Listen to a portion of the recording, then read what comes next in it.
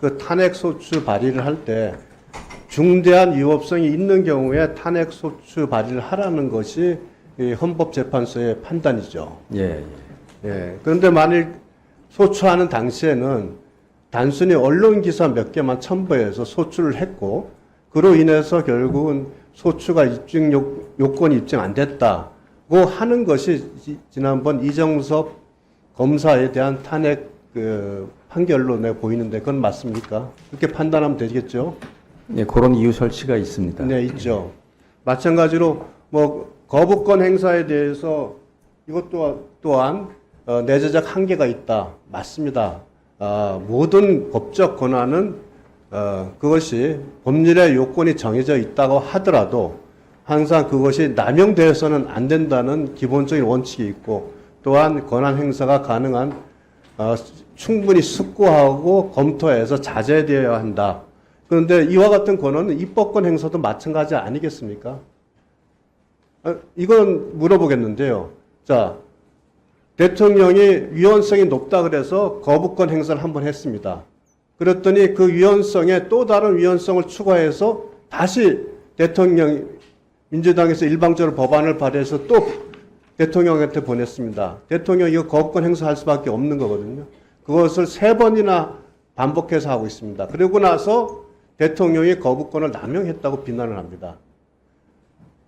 국회에서 법안을 만들어서 보냈고, 그러나 행정부 수반인 대통령이 그 법안의 위헌성이 문제가 있다 그래서 거부권 행사했습니다. 그러면 그 위헌성을 해소하고 법안을 보내는 것이 입법권의 적정한 행사 아니겠어요? 답하시기 곤란하시죠? 네. 저도 5분간 질문하도록 하겠습니다. 국민의힘에서 자꾸 민주당 보고 탄핵하고 있다고 그러는데 실제 탄핵 원조 정당은 어디인가 한번 살펴보겠습니다. 경부고속도로는 박정희 대통령이 건설했죠. 탄핵 고속도로는 국민의힘 그쪽 진영에서 먼저 건설했습니다. 탄핵 열차, 레일을 깐 것도 그쪽 정당이었습니다. 그 증거 영상을 한번 보시겠습니다. 정말로 국민의 명령을 이행해야 된다는 그런 막중한 책임감과 또 대통령을 탄핵시켜야 한다는 그런 안타까움이 함께 공존해서 착잡한 심정입니다. 최초의 탄핵 원조 정당은 한나라당이었습니다. 노무현 대통령 탄핵 사유가 되지 않는 걸 가지고 탄핵시켰죠. 결국은 기각당했죠. 한나라당은 그때 해체했어야 됩니다. 왜? 기각됐잖아요. 국력 소모가 얼마나 있었습니까? 한 10년간 정당 활동을 하지 말아야 될 정당이었어요. 자, 그리고 박근혜 대통령 탄핵 때도요. 탄핵소추위원장이 당시 국민의힘 전신 권성동 위원장이 탄핵소추위원장으로 검사 역할을 했어요. 박근혜 대통령을 탄핵시키려고 무지하게 노력했어요. 자, 대통령 탄핵이 고속도로 철도라면 검사 탄핵 정도는 아마 지방도로 정도 될 거예요. 국민의힘에서 민주당에게 검사 탄핵을 자꾸 한다고 그렇게 공격할 처지와 입장은 아니다라는 말씀을 드리고요. 박근혜 대통령 탄핵이 인용된 것을 윤석열 대통령에게 적용된다면 윤석열 대통령도 탄핵될 가능성이 매우 높습니다. 박근혜 대통령 탄핵 인용된 것이요. 헌법 제7조 직업공무원제도, 헌법 제78조 대통령의 공무원 임명권 이거였어요. 정유라 관련 문체부 장관 면직 1급 공무원 6명 사표 이것이요.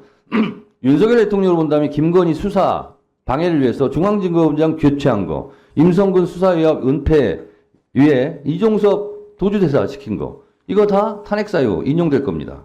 그리고 헌법 21조 언론의 자유조항에 보면 비선실세 국정농단의 전행 보도한 세계일보 등을 탄압했어요. 윤석열 대통령은 바이든 날리면 보도한 MBC, 방통위원 임명 지연 이 언론 탄압 이것도 탄핵사유 인용이 분명히 될 겁니다. 그리고 박근혜 대통령이 헌법, 국가공무원법 위반, 공직자윤리법 위반됐는데요. 윤석열 대통령 양평고속도로 21g 관저 이런 거 다 탄핵사유입니다. 국민의힘에서 자꾸 탄핵 얘기해서 본인들에게 유리할 것이 없다라는 말씀을 미리 경고드립니다. 자, 여러분들은 지금까지 이런 뉴스들을 보게 되면 어떤 생각이 드셨나요? 제가 항상 여러분들께 뉴스만 평소에 잘 챙겨보셔도 돈이 된다, 돈을 벌 수 있다라고 말씀을 드렸는데요. 그 이유가 뭐냐 하면 제가 지난 11월 초에 여러분들께 뭐라고 말씀드렸죠? 지금은 로봇 사업에 관심을 가져야 한다면서 뉴스만 보고 그냥 넘기지 마시고 투자 쪽으로 생각을 한번 해보셔야 한다라고 말씀을 드렸습니다. 그리고 나서 이런 썸네일들 뉴스를 통해서 많이 보셨을 텐데요. 이런 로봇 산업이 이슈가 됐을 때 부자들은 어떻게 생각할까요? 로봇 관련주는 뭐가 있는지, 어떤 종목이 가장 유망하고 나에게 돈을 벌어다 줄 수 있는지를 생각한다고 말씀을 드렸죠. 그 이유가 뭐냐면 부자들이 봤을 때는 이슈가 곧 돈으로 이어지고 그 이슈가 나에게 돈을 벌어준다는 경험적 확신이 있기 때문에 부자들은 항상 이런 사회적 이슈를 관심 있게 챙겨본다고 말씀을 드렸습니다. 그래서 실제로 제가 지난번에 시청자분들과 함께하는 주식으로 수익 내기 이벤트를 진행했었는데요.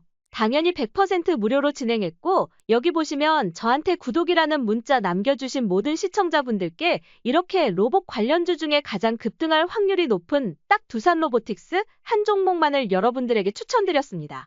그러면서 여기 나와 있는 대로 정확히 얼마에 사야 하는지 그리고 어느 정도 올랐을 때 팔아야 하는지 이런 부분들까지 여러분들에게 정확히 알려드렸었는데 자 지금 실제로 어떻게 되었죠?